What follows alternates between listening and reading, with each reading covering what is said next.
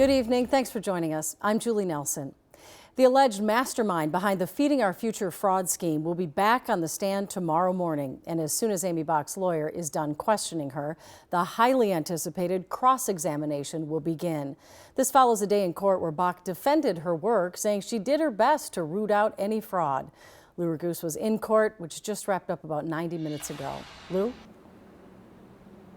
Julie, Aimee Bock's lawyer directly asked her, have you ever accepted a bribe, a kickback?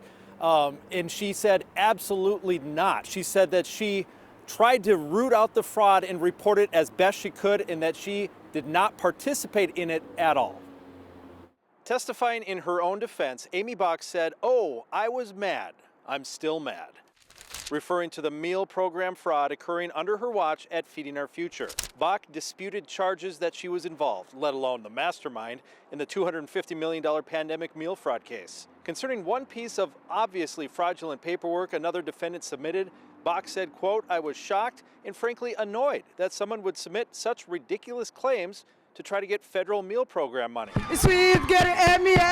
Concerning this video showing Bock receiving praise and adulation from people involved in the meal program, what prosecutors say she craved as part of her alleged motive, Bock said she felt surprised and confused. In her morning testimony, Bock insinuated that not everything that prosecutors identified as fraud was actually fraud.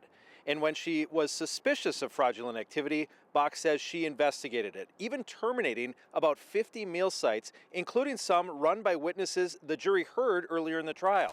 She testified that a co-defendant, Abdikerm Idle, who is charged but has fled to Somalia, was supposed to be responsible for oversight of many of the meal sites now accused of fraud.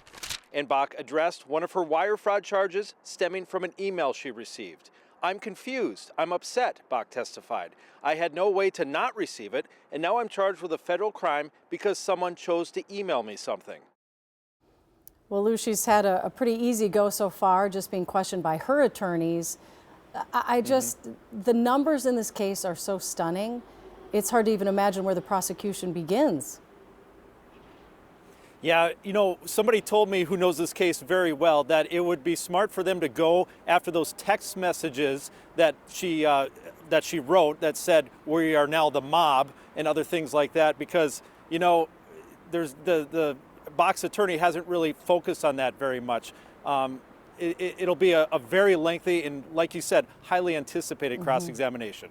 Well, and just one more question for you. You mentioned Mr. Idle and that he'd fled to Somalia. Any idea how many of these potential defendants have left the country?